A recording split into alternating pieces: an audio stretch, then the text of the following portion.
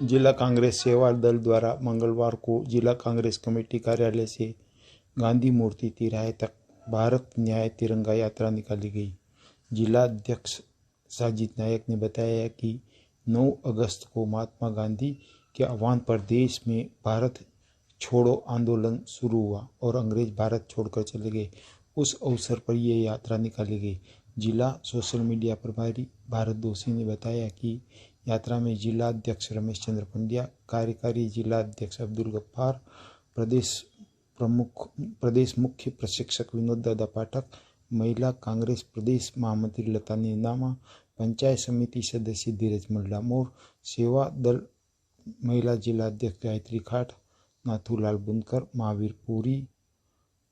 सेवा दल युवा ब्रिगेड के मिलन चाहिल, मुकेश जैन, राजेश पटेल, भरत यादव, धनेश्वर यादव, सुनील मीणा, प्रकाश व्यास,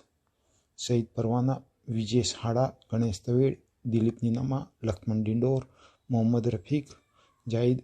शेख, सरपंच कालूराम, सरपंच मान सिंह, सरपंच कन्यालाल मोनिया,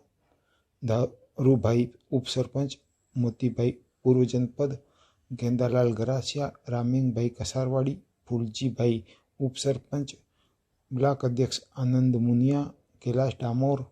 लेमजी भाई, बसु भाई सुखलाल, नितेश, मोती भाई डामोर, मनोज श्रीमाल, किशोर बुनकर,